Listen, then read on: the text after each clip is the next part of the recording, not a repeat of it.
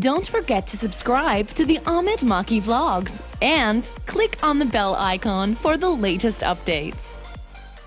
Hey you guys, what is up? Welcome to another episode of my vlog. How y'all doing today? I hope y'all having a fantastic and a beautiful day. Well, in this vlog, I'm going to show you guys how to adjust your chain kit with the help of your own toolkit. A lot of people rely on the service center, so that's not a good thing. And when you're on a road trip or something, the best is that you should learn it by yourself. Let me show you how it's to be done in a very easy fashion. So basically in this, you just need only these tools. So this is the main tool. You need the extender. Just need to put it in here like this.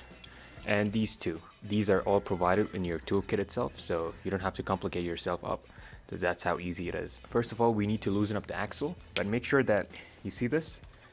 The slack of the chain is supposed to be adjusted with your weight and the amount of load that you carry on your motorcycle. So it's not going to be same for everyone. It's going to be different for each and everyone's case.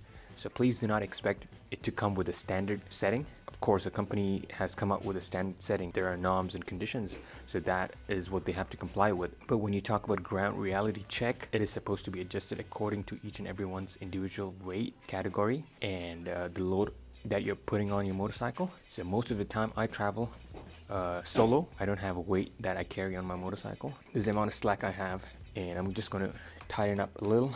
The most important thing first right now, we need to loosen up the axle bolt from the other side, and you need this. And make sure whenever you want to loosen this up, it's not on a paddock. That's the amount of load that you need to put on it. There we go. It's loose. Just have to make it go loose. That's it. You need to use these two spanners. All right. The first is you need to use number 14 on this one, and you need to use number 10 on the side. You see here, should be loosened up. So I have kept some marking here. That's the best thing, so that you don't get confused. For myself, I put this so that I know that I need to push this side down instead of the way up. So if I do the way up, it's just going to, spoil the threads on the bolt. So this needs to go down. Not to complicate it, I just use my foot and we're loose to go. That's loose.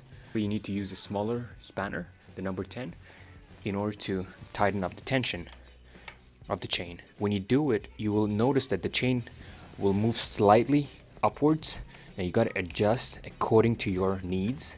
And this is too slacky because I'm on the first gear. And make sure whenever you tighten up your chain, it's kept on the first gear, because that's one of the strongest and the tightest gear. And secondly, make sure that it's not on a paddock stand. If it's on a paddock stand, you're not going to get the exact adjustment. If you're doing it for a friend, it's better to put your friend on the seat, ask him to sit, adjust according to his body weight. Once he or she sits on the motorcycle, make sure whatever the desired numbers are here, okay, make sure that it is that much loose. Don't over tighten it up. That is a very important factor. Now let me use the kit to tighten it up, and I'm just looking at the slack of the chain.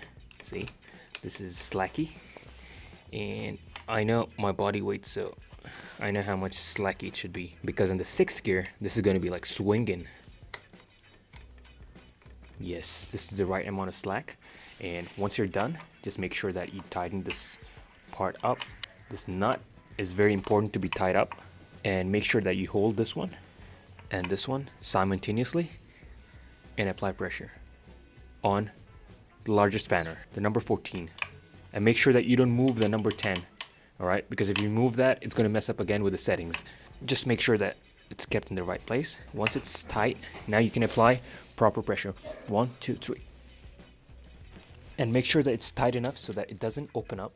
If it's kept loose, it's going to again move the chain's tension. Now let's work for the other side. So the same thing applies for the other side also, so don't complicate anything up. Now the tricky part is that when you adjust the other side, it should be adjusted according to this side, because you have to make sure, just imagine that this is the axle. You want to keep it straight back, straight front. That's how it's supposed to be. If you go to the KTM workshop, what they usually do is that they tighten up this one. They just loosen up the axle bolt and they tighten up this one. So most of the time your motorcycle is going to be like this. It's going to be slant. So this is the axle. It's going to be slant like this, because it's going to be pushed on this side. But what you have to do basically is you need to push both the sides like this out. So imagine if this is your axle, you have to make sure that your axle is placed straight and should move straight back or forth. it shouldn't be slant like this or like that. If you go to the KTM service center, you would notice that they adjust the chain from one side. It's usually most of the time like this, and they say that you don't have to adjust from the other side, but it's supposed to be adjusted from both the sides. The adjustment should be done accordingly, and I'm going to give you a simple way of how you can do it if you're on the way. The nut here is already loose, and now what we need to do is that the axle should be pushed parallel and it should be pushed behind. So if you have a measurement tool like this, but if you don't have one like this, no problem. I'm going to show you an alternative how you can get it fixed. So this is the tool that I have and I use for the exact measurement of the wheel axle. So what we need to do basically is we need to measure the other side first. After getting the exact distance, we need to make sure that this is also the exact distance that is on the other side. In order to get the best measurement, what you have to do is you need to put this here and you need to measure it accordingly exactly. You see this? The teeth here should be measured accordingly to the end of the swing arm. And once you keep that, you will get the exact distance, and this is the exact distance that you need to keep from the other side too. That's the important thing. So you're going to have an even tire wear and proper adjustment of your chain. So this is the exact distance that I need from this side too. So now let's get that done. Is it on the exact distance? Nah, it's not. So we have to make sure that this is on the exact distance. Just take the smaller spanner. This is the exact fitment of both the sides. It's 100% parallel. Now, you ask me, you don't have this tool, how are you going to do it? Now, I'm going to give you the very easy and the most simplest alternative for this one. All you have to do is get a matchstick box, take out a matchstick, and just measure both the sides equally. But make sure that you measure the side of the chain first, then this one. Once we measure the side of the chain, this is the required measurement. That is the distance that you need from the part that it broke is the end of it, and that's the beginning of it. And what you have to do is just take it down below here. Once the exact measurement, tighten it up. And if you don't get the exact measurement, just imagine that you push the tire a lot at the back. You need to kick the tire in. So like this. Just kick it till the tire gets in. There is no problem in doing that. It's not like I'm abusing the motorcycle or something. And there we go, the exact measurement. That's the exact measurement. This is the best alternative if you don't have the tool that I showed you, the cheapest alternative right now. And make sure that you do the same process again. This side, I have marked it as up. So now I need to tighten it downwards. To loosen it, it's upwards. There we go. That's how you do it. After doing that process, now the wheel is exactly parallel, and now you're gonna have a good tire wear. Now let's tighten up the axle bolt. If you have a torque wrench, that's very good, and if you don't have that, that's no problemo. 1, 2, 3. Make sure that it's 100% tight.